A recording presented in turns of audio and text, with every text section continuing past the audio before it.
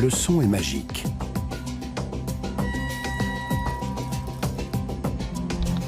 Grâce à lui, certains animaux voient et des aveugles parviennent à s'orienter. Le son peut être modifié pour améliorer la qualité de la musique. Il peut changer le goût de la nourriture, détruire des tumeurs et pourrait bientôt intervenir dans le traitement de la maladie d'Alzheimer. Enfin, il fait léviter des objets. Découvrez les propriétés extraordinaires et toute la magie du son. Regardez ces formes géométriques.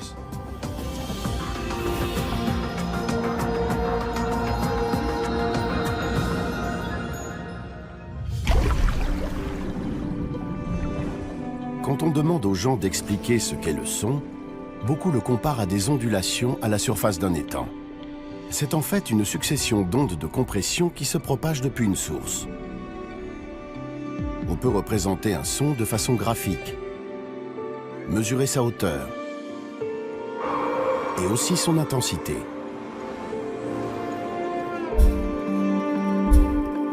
Mais rendre le son réellement visible est plus complexe.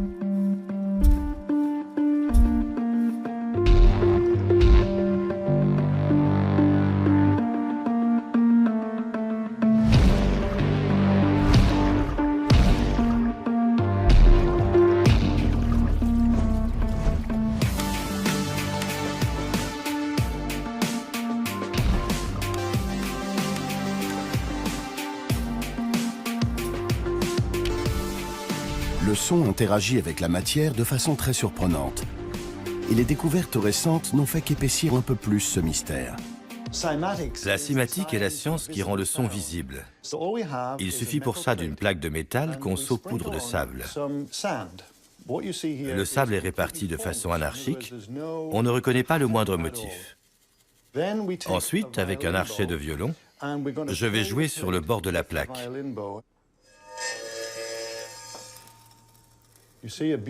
Vous voyez apparaître un magnifique dessin d'étoiles. Ce motif, c'est le son rendu visible. C'est fabuleux.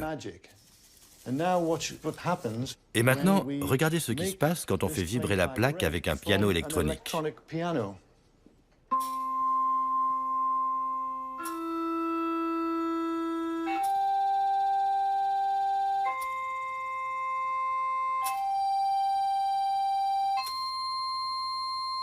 Génial, non?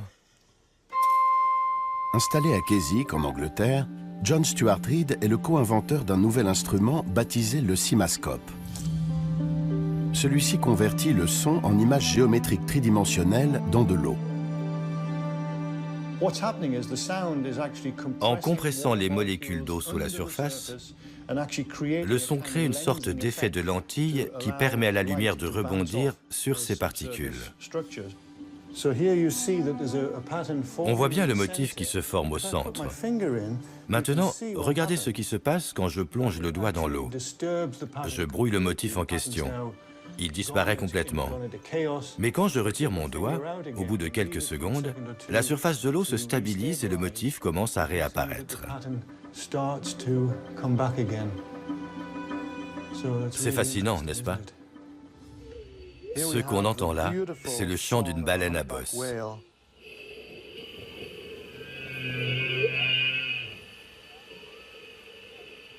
Les formes géométriques qui se dessinent sont d'une beauté captivante.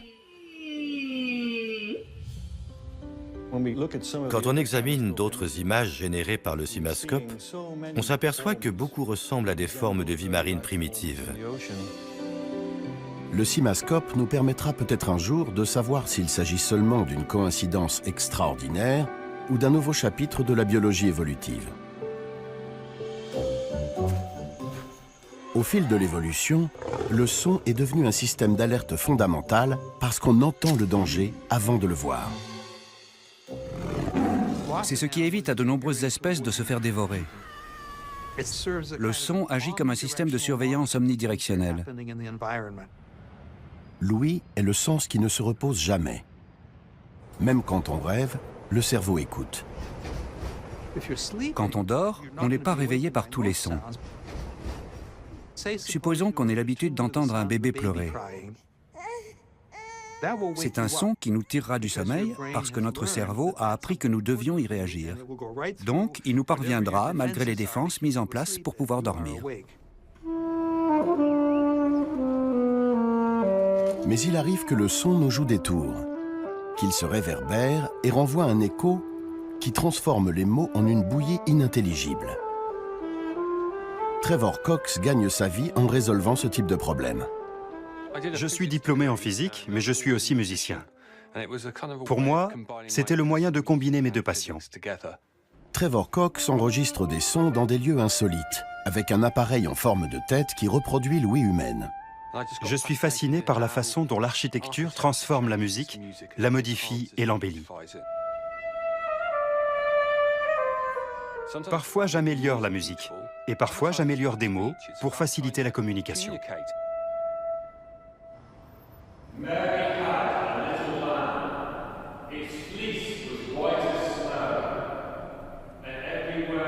À l'hôtel de ville de Manchester, Trevor Cox nous explique pourquoi la réverbération brouille l'audition des sons.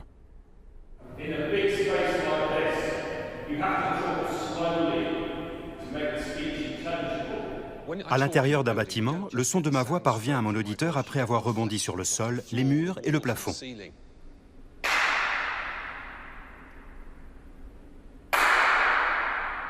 Chaque réflexion parvient à l'oreille avec un léger décalage.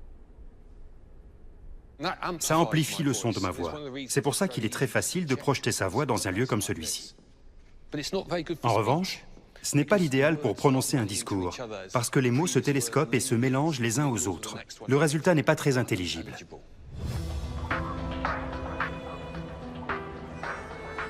La meilleure illustration de ce phénomène se trouve à Pise, en Italie, non pas dans la célèbre tour penchée, mais dans le baptistère de Saint-Jean. Des chanteurs d'opéra font la démonstration de l'acoustique remarquable de ce monument en produisant des notes qui résonnent pendant si longtemps qu'ils peuvent chanter en harmonie avec eux-mêmes.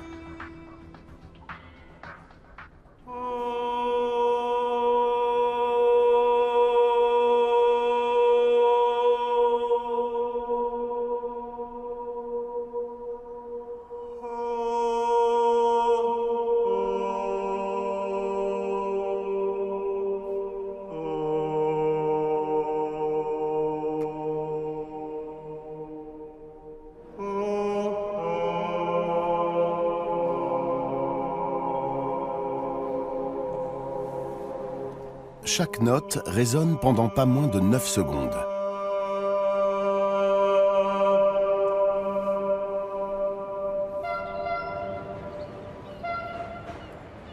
L'intérêt d'une bonne acoustique ne se limite pas au monde du spectacle.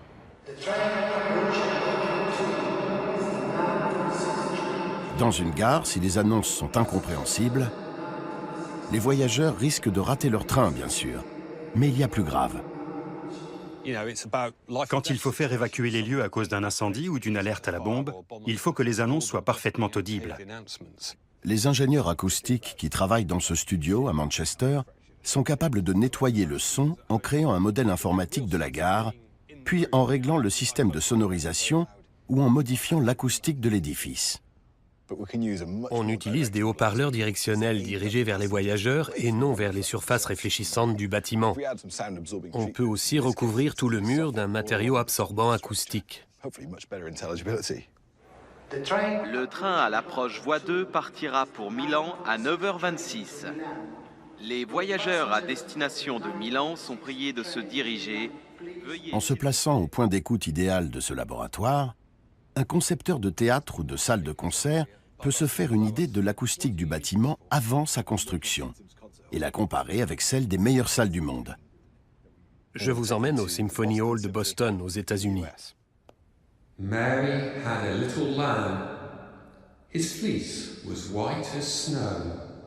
And everywhere that Mary... Le secret du son quasiment parfait du Symphony Hall repose sur une équation mathématique énoncée par le physicien Wallace Sabine à Harvard dans les années 1890. À l'aide de grandes orgues et d'un chronomètre, Wallace Sabine avait effectué des milliers de mesures afin de calculer le rapport idéal entre le volume d'une salle et le coefficient d'absorption acoustique du matériau qui recouvrait les murs. Avec un temps de réverbération de 1 seconde 9, le Symphony Hall est considéré aujourd'hui comme l'une des meilleures salles de concert du monde. C'est grâce à un logiciel qui utilise cette même équation que 2 ingénieurs acoustiques, Ping Cheng et Gary Mack, peuvent améliorer le son de cette salle de spectacle.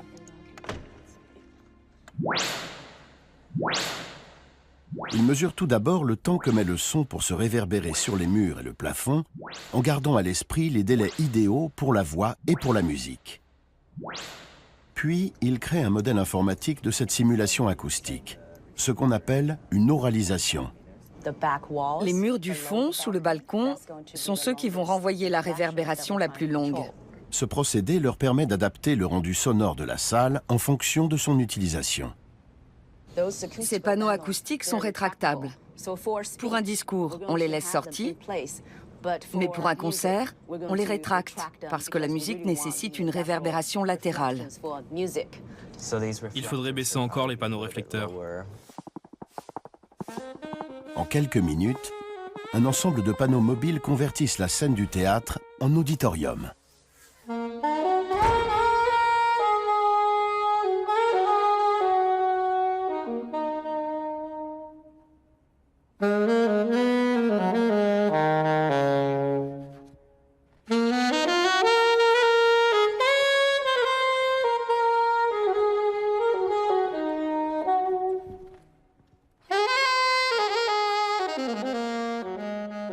L'espace a exactement l'acoustique qu'il doit avoir.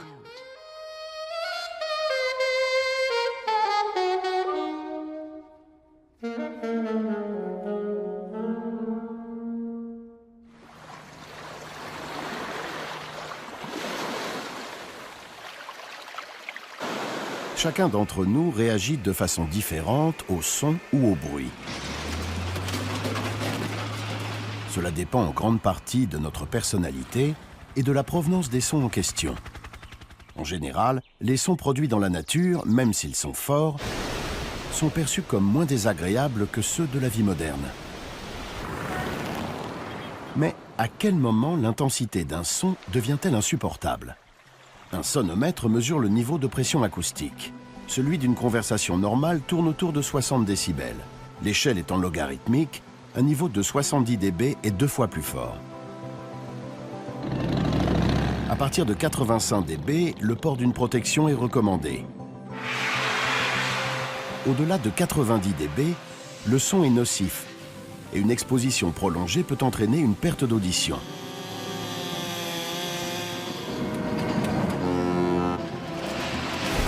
Au-delà de 125 dB, il est douloureux.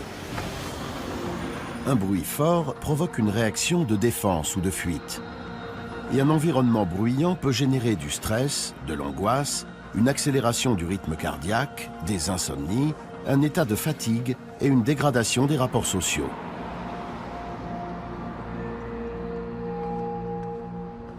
Hélène Poliakoff est psychologue à l'université de Manchester. Elle a étudié l'influence du son sur le goût de la nourriture. Cette expérience portait sur des aliments salés et sucrés. On a demandé aux participants de porter un casque audio. Pour le premier test, il n'y avait aucun bruit. Pour le second, on avait un bruit faible, de 45 à 55 décibels. Et pour le troisième, un bruit fort, de 75 à 85 décibels.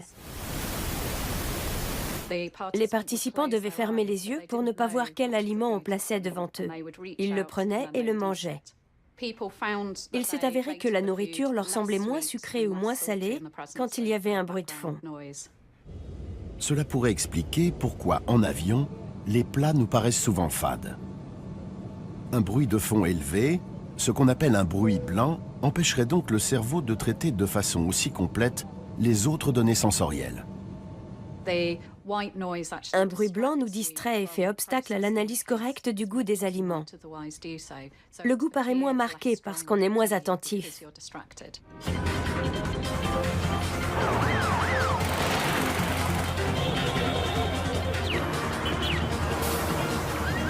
Dans les grandes villes du monde entier, le volume sonore change constamment.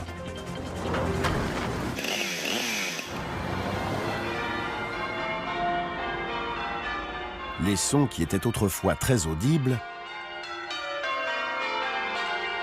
sont aujourd'hui noyés dans le vacarme des bruits urbains. Il est magnifique ce son en plein cœur de Vancouver.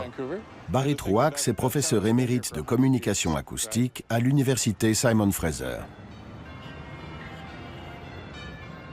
Pour lui, il est tout aussi important de préserver les sons emblématiques ou monuments sonores de la ville que ses monuments visuels.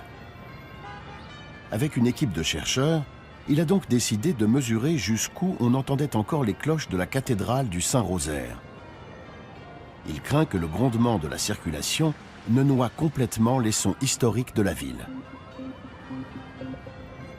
Ça remonte au début des années 1970, avec le projet mondial d'environnement sonore. Le compositeur canadien Raymond Murray Schafer, qui enseignait à l'université Simon Fraser, s'est dit qu'au lieu d'être contre le bruit, ce serait nettement plus positif de créer un paysage sonore.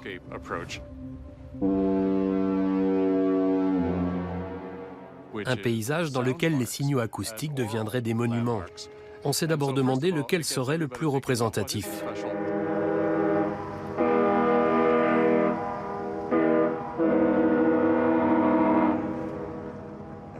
Le voici.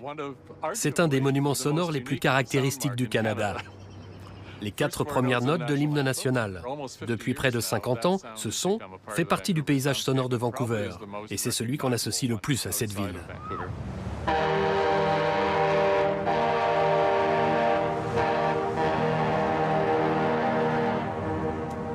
Avec son projet mondial d'environnement sonore, Murray Schafer a créé une nouvelle discipline appelée écologie acoustique. C'est essentiellement de l'ethnographie orale. On étudie la société à la manière d'un anthropologue, sauf qu'on travaille avec ses oreilles et non avec ses yeux. Autrefois, on entendait ces cloches depuis n'importe quel endroit de la ville. Aujourd'hui, même si on écoute attentivement et qu'on peut encore distinguer le clocher, dès qu'on s'éloigne de quelques rues, on n'entend plus les cloches.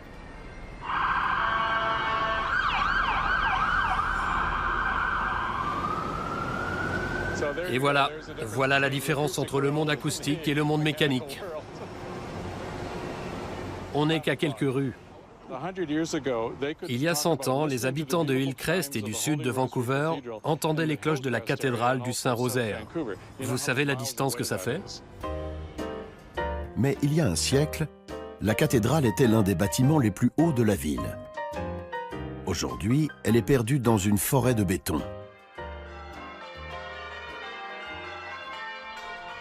Si les cloches pouvaient être entendues jusqu'à Hillcrest, à près de 4 km de là, cela signifie que le profil acoustique des cloches représente désormais moins d'1 dixième de ce qu'il était. Mais ce n'est là qu'une facette de l'histoire de la ville. Les bruits des rues de Vancouver étaient radicalement différents il y a une centaine d'années. Les rares films de l'époque, tournés depuis un tram, sont muets. Mais grâce aux techniques modernes de bruitage, il est possible de se faire une idée des bruits de la ville en 1906, quand les cloches venaient d'être installées. Je voudrais que les spectateurs rentrent dans la scène et qu'ils la vivent. Pour ça, je me suis dit qu'on devait regarder l'endroit où on se trouvait et entendre les bruits correspondants.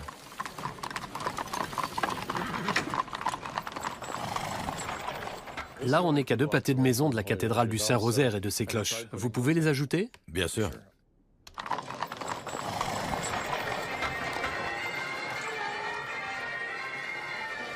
Oui, parfait.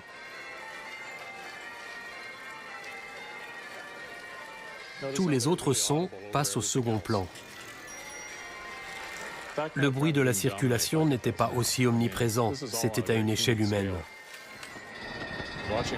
Quand on voit les gens traverser en courant, on se dit que ça devait être dangereux. Autrement dit, ils comptaient sur leurs oreilles autant que sur leurs yeux pour savoir ce qui se passait.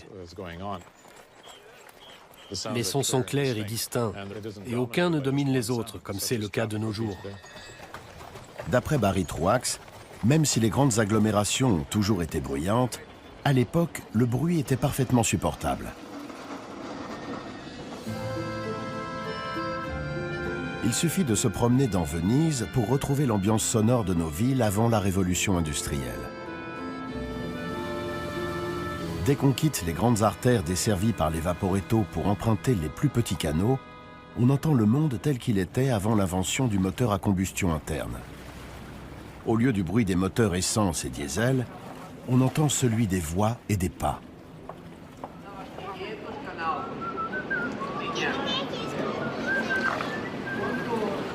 Ici aussi, certains sons jouaient un rôle inattendu dans la vie quotidienne des habitants.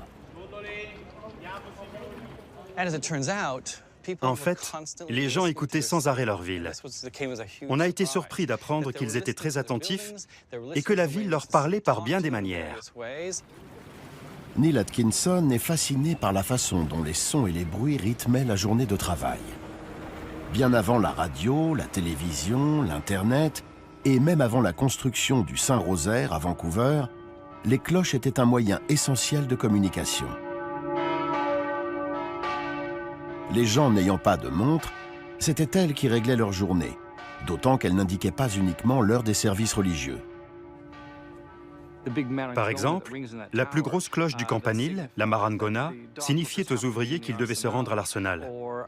Pendant la journée, d'autres cloches sonnaient pour convoquer les magistrats aux assemblées et les avocats et les juristes au tribunal.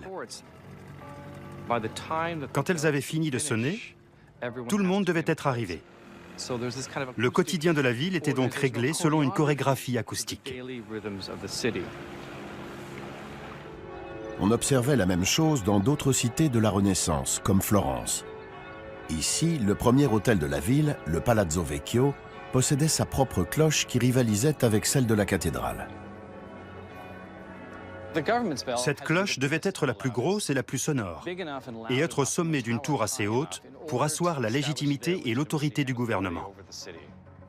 Celui-ci tentait ainsi de s'immiscer acoustiquement dans des sons émis par l'Église catholique depuis des siècles.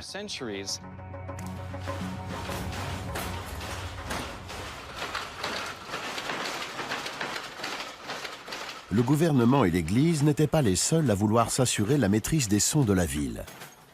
En 1378, des ouvriers qui travaillaient dans la production de la laine et qui utilisaient des métiers à tisser semblables à ceux-ci se révoltent et prennent le contrôle des cloches.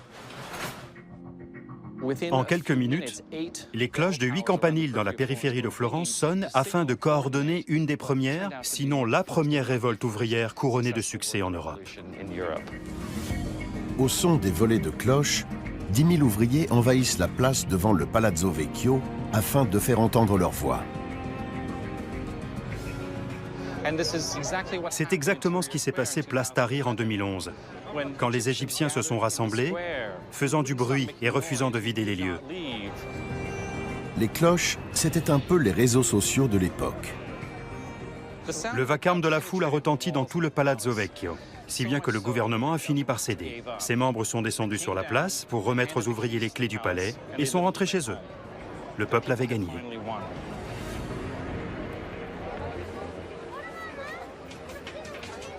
Le bruit est inhérent à presque toutes les activités humaines.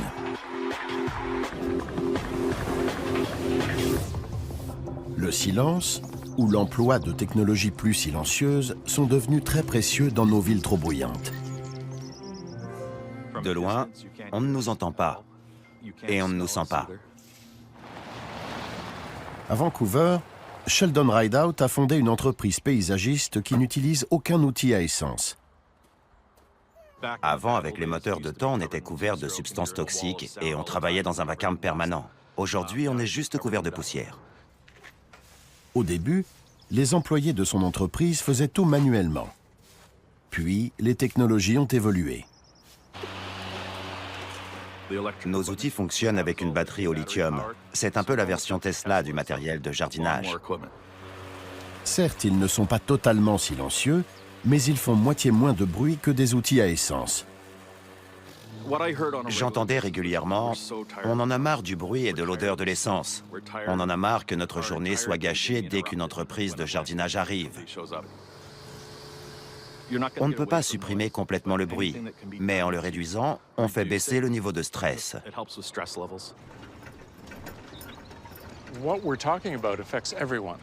C'est quelque chose qui touche tout le monde. Même si certains disent « je suis habitué, ça ne me gêne pas », ça a toujours des effets sur les plans physiques et psychologiques, mais aussi sur le plan de la communication. Très souvent, la qualité de vie dépend du paysage sonore. Imaginez que le son soit votre meilleur outil pour trouver à manger.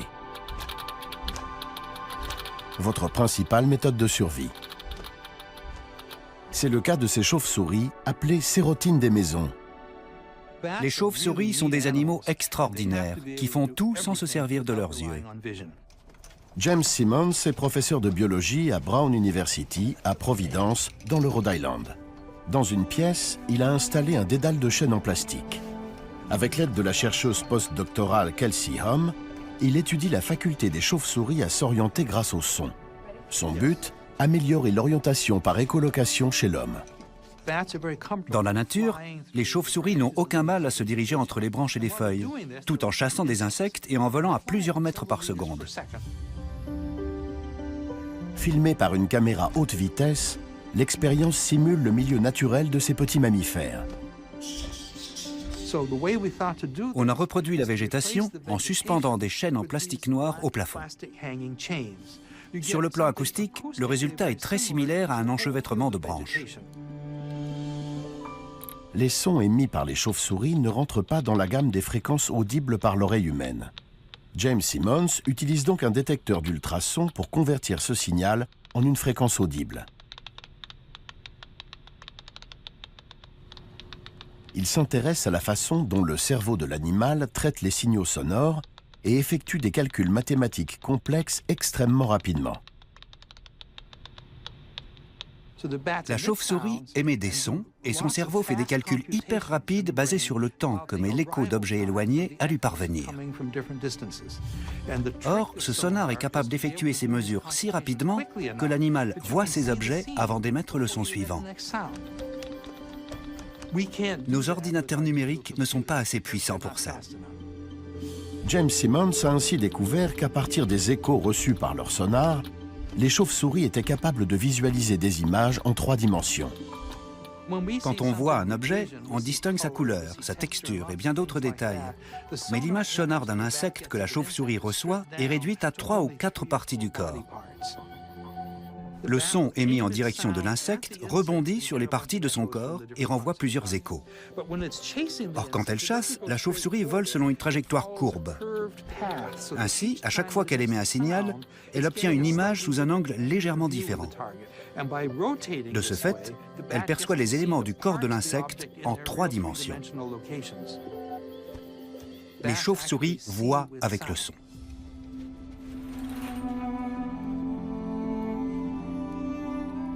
Certains humains sont capables des mêmes prouesses. Il y a un arbre là. Je vais tourner ici. À l'âge de 13 mois, Daniel Kish a perdu la vue à cause d'un rétinoblastome, une tumeur de la rétine. Instinctivement, il s'est mis à claquer de la langue afin de s'orienter grâce à l'écho, comme les chauves-souris.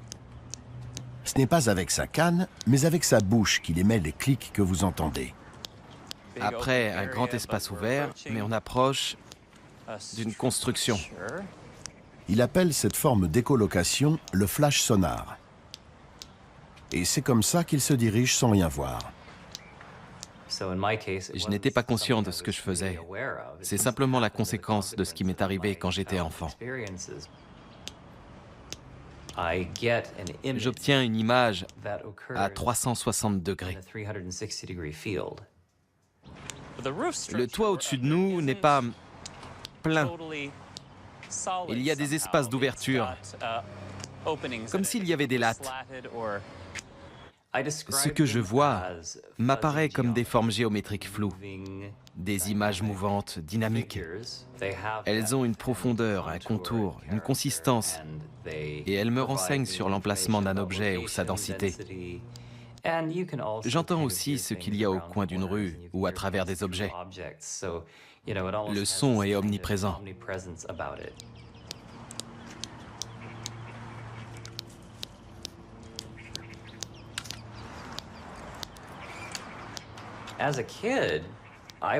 J'ai été élevé dans l'idée que je n'avais rien d'extraordinaire. Mes parents ont toujours insisté sur le fait que j'étais un enfant comme les autres. Daniel apprend à faire du vélo à 6 ans. J'ai appris à cliquer comme un fou pour pouvoir faire du vélo dans le quartier. Quand je rentrais dans un poteau, mes parents n'en faisaient pas un drame. Ce n'était pas marrant comme expérience. Mais s'ils ne m'avaient pas laissé faire, là, ça aurait été une catastrophe. Montrer qu'il peut rouler à vélo est devenu pour lui une façon de sensibiliser le grand public au fait que le cerveau s'adapte et que les individus sont capables de faire bien plus de choses qu'ils ne le pensent.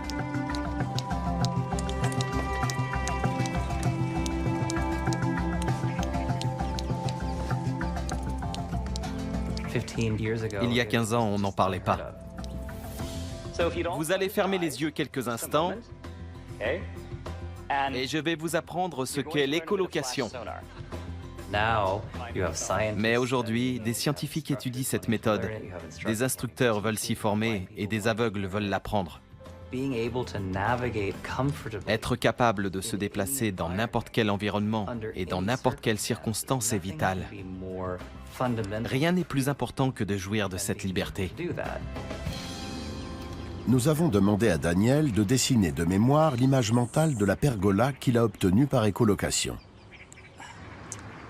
Là, une ligne pointillée. Il n'était jamais venu ici avant aujourd'hui.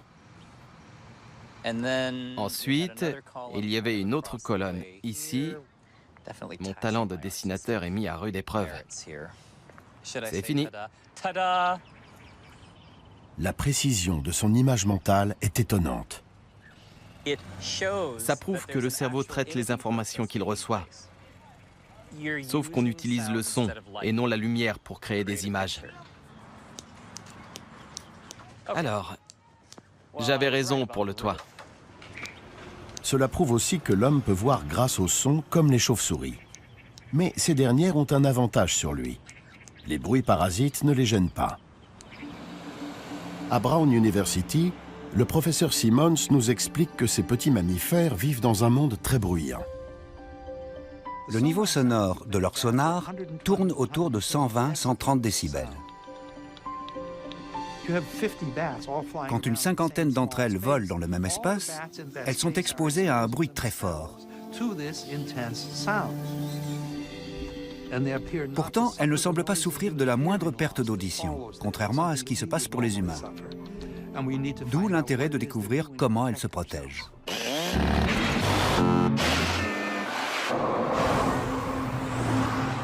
Chez l'homme, il peut arriver que des bruits intenses provoquent des dégâts irréversibles à l'oreille interne. Les cellules ciliées de la cochlée convertissent les ondes sonores en signaux électriques que le cerveau interprète. Les cellules les plus susceptibles d'être détruites par une exposition au bruit sont celles qui font office d'amplificateurs des sons faibles. Quand on souffre d'une perte d'audition, les cellules ciliées externes de la cochlée sont endommagées. Le son n'est plus amplifié. C'est comme si le bouton qui permet de monter le volume sur une chaîne stéréo était cassé. Mais la perte d'audition liée à une exposition au bruit n'est qu'une partie du problème. Lorsque nous vieillissons, le cerveau traite les informations auditives beaucoup moins rapidement. Il devient plus difficile de comprendre ce que les autres disent. Ce n'est donc pas uniquement une question de volume. Notre appareil auditif est capable de repérer les micro-intervalles dans un discours. Prenons un exemple simple, say et stay. La différence entre les deux est l'intervalle infime qui se produit au moment où le T est prononcé. Voici les résultats d'électroencéphalogramme. À droite, il y a un intervalle de 16 millisecondes sur le T de stay, le temps qu'il faut au cerveau pour traiter le son. Dans le cas d'une perte d'audition liée à l'âge, ces intervalles sont plus difficiles à détecter. Résultat, les T et d'autres consonnes sont brouillées. On distingue bien les voyelles A, E, I, O, U, mais pas les consonnes qui sont avant et après. À l'Université de Floride du Sud, à Tampa, des chercheurs effectuent des essais sur un nouveau médicament. Une étude menée d'abord sur des souris a démontré qu'il améliorait la perception du son par la stimulation de canaux nerveux dans le cerveau. Ces petits canaux transportent du potassium. Le fonctionnement des cellules nerveuses repose sur la bonne concentration de cet élément. Le médicament ouvre les canaux potassiques qui participent au traitement des signaux sonores. Avec l'âge, le nombre de ces canaux diminue. Ce médicament renforcera l'efficacité de ceux qui restent. On va procéder à un électroencéphalogramme. Après le succès des essais effectués sur des souris, la FDA, l'administration américaine des aliments et des médicaments, a autorisé les essais cliniques de phase 2 sur l'homme. On pose un casque à électrode sur le patient, puis on va lui faire écouter différents sons afin d'établir ce qui change dans le traitement central des informations auditives. Les scientifiques sélectionnent des candidats pour les essais cliniques. Ils cherchent des patients qui ont du mal à détecter les intervalles de son, à entendre les consonnes et comprendre les mots, en particulier dans un environnement bruyant. Dès que vous entendez un bip aigu, je voudrais que vous appuyiez sur la barre d'espacement, d'accord? Le médicament est censé rendre les mots plus intelligibles, pas plus audibles. Ce serait une grande réussite si on parvenait à améliorer leur capacité à entendre une conversation, surtout quand il y a un fort bruit de fond. Ainsi, une pilule pourrait peut-être bientôt corriger la perte d'audition. L'avenir du son lui-même semble relever de la magie. Des scientifiques ont réussi à faire léviter des objets placés au centre d'un ensemble de 4 haut-parleurs, disposés face à face par paire. Ce dispositif permet de créer ce qu'on appelle des ondes stationnaires, qui maintiennent ces objets en l'air. Cette découverte pourrait avoir des applications aussi diverses que les graphiques flottants en 3D, la microgravité et la recherche pharmaceutique.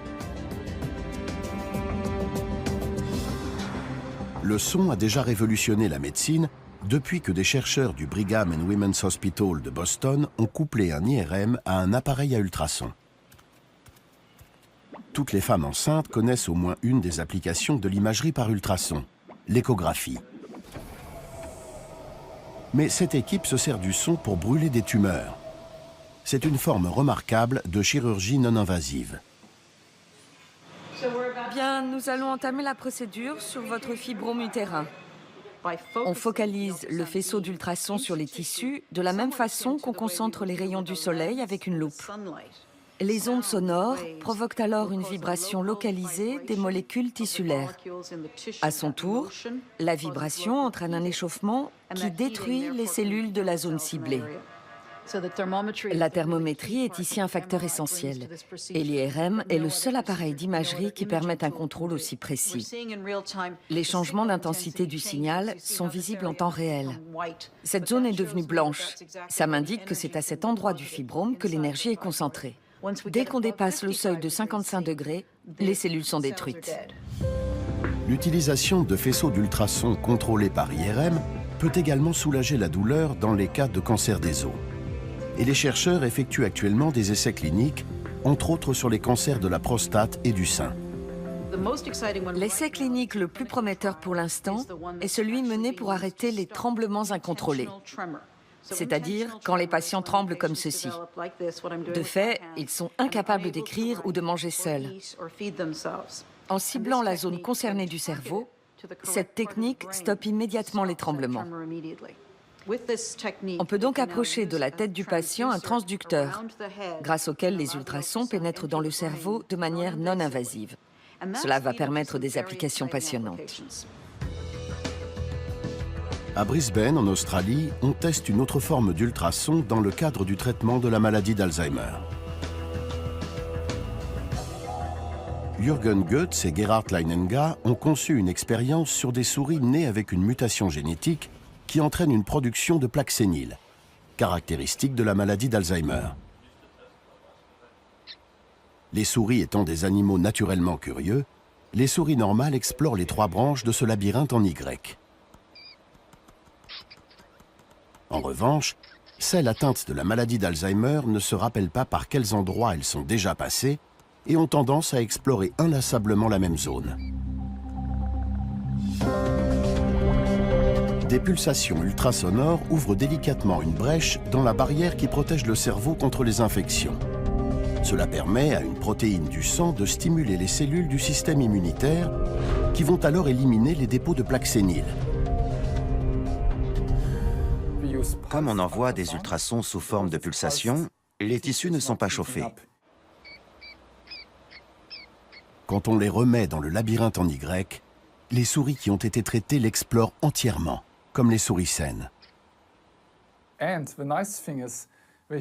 On a constaté qu'il y avait eu une restauration de la fonction mémorielle et qu'on retrouve le même niveau que chez les souris qui ne souffrent pas de la maladie d'Alzheimer.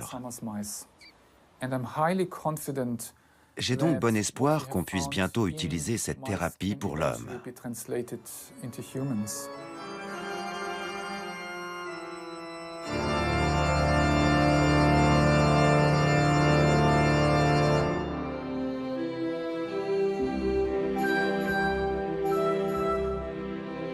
Des sons que nous ne pouvons pas percevoir peuvent donc guérir certains symptômes.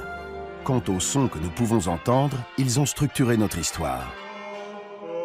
Ils peuvent introduire un élément d'harmonie dans notre architecture, nous aider à nous orienter dans le monde et dessiner des motifs géométriques fascinants qui recèlent peut-être la clé de nombreux mystères. La magie du son, c'est tout cela.